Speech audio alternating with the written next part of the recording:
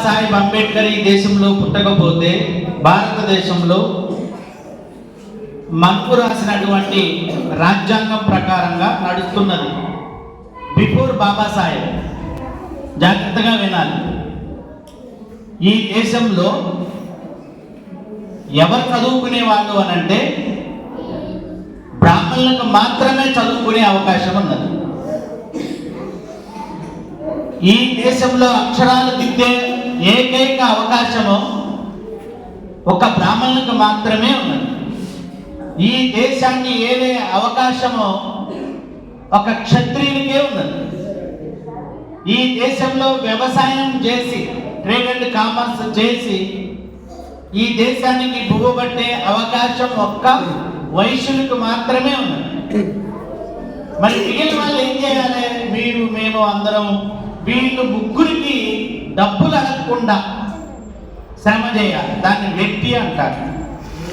డబ్బులు అడగదు. వాళ్ళు ఎప్పుడంటే అప్పుడు పని చేసి డబ్బులు అడగకుండా వాళ్ళు ఏదైనా ఒక ముద్ద పడేస్తే దూరం నుండి విసిరేస్తే ఒక రొట్టె మొక్క తీసుకోవాలి.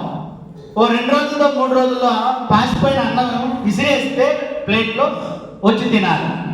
అది బాబాసాహెబ్ అంబేద్కర్ కంటే ముందున్నది.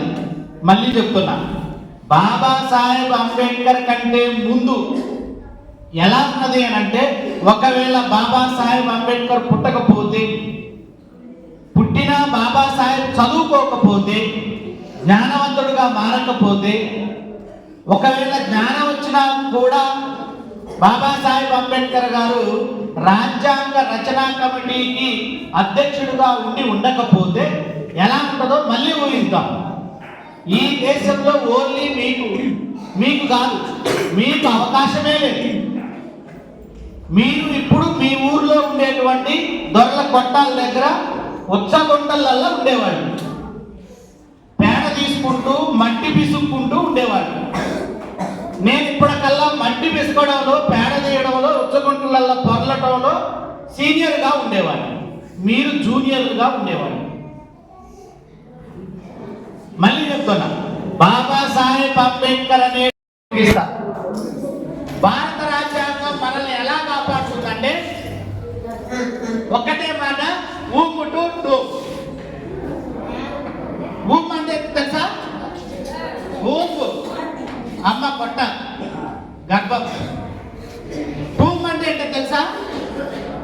టూమ్ సమాధి.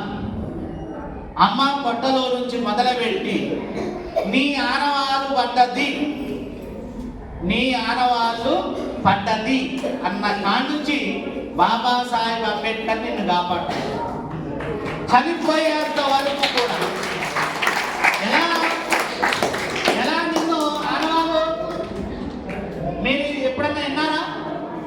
స్కానింగ్ చేసి, ఇది జాగ్రత్తగా వినండి, ఆడవాళ్ళకి గర్భం దాల్చినప్పుడు స్కానింగ్ చేస్తారు, ఏమైనా వ్యాధులు ఉన్నాయా అని.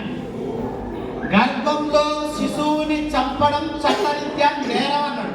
అంటే నీ ఉనికి ఎక్కడ పోతుందో అని భయపడి నిన్ను ఒకవేళ చంపేస్తారేమో, నడపిసుకుతారేమో, నీ పిండాన్ని బలి చేస్తారేమో అని ఒక చట్టం చేసిండు. మీ అమ్మ కడుపులో ఉన్నప్పుడే నీకు రక్షణ కల్పించింది. చివరికి నువ్వు చనిపోతావన్నా కూడా కేసు పెడతారు. చూడండి, బాబాసాహెబ్ చనిపోతూ కూడా మనల్ని రక్షిస్తున్నాడు. ఎలా? మనం గర్భంలో ఉన్నప్పుడు ఎవరన్నా చంపితే నేరం. నా జీవితం మీద నాకే ఇష్టం, నా జీవితం నాది అని మనంగా చంపుకోవడం కూడా, ఆత్మహత్య కూడా నేరం. చూడండి, సమాధిలో పోయేంత వరకు మనల్ని రక్షిస్తున్నాడు. ఎప్పటి నుండి? అమ్మ గర్భం నుండి. నిన్ను బాల్య దశలో నీకు కొన్ని హక్కులు ఇచ్చాడు, యవ్వన దశలో కొన్ని హక్కులు ఇచ్చాడు, చదువుకోవడానికి కొన్ని హక్కులు ఇచ్చాడు, ఉద్యోగం చేయడానికి హక్కులు ఇచ్చాడు, చక్కటి బట్టలు వేసుకోవడానికి హక్కులు ఇచ్చాడు, నువ్వు ఇష్టమైనటువంటి మతాన్ని అవలంబించడానికి హక్కు ఇచ్చాడు. ఈ దేశంలో ఎక్కడ నివసించడానికి ఈ దేశంలో నువ్వు ఎక్కడైనా నివసించవచ్చు. ఈ దేశంలో ఉన్న ఏ భాషనైనా నువ్వు మాట్లాడవచ్చు, ఏ చదువులైనా చదువుకోవచ్చు, ఎక్కడికైనా వెళ్ళొచ్చు, ఎక్కడైనా నివసించవచ్చు. చూడండి ఎంత గొప్ప అవకాశాన్ని ఇచ్చాడు బాబాసాహెబ్. అంటే నీ అమ్మ గర్భం నుండి మొదలుపెట్టి మన సమాధి వరకు ఊపుటు టూత్ బాబాసాహెబ్ రక్షిస్తున్నాడు. అంతకంటే నువ్వేం కావాలి?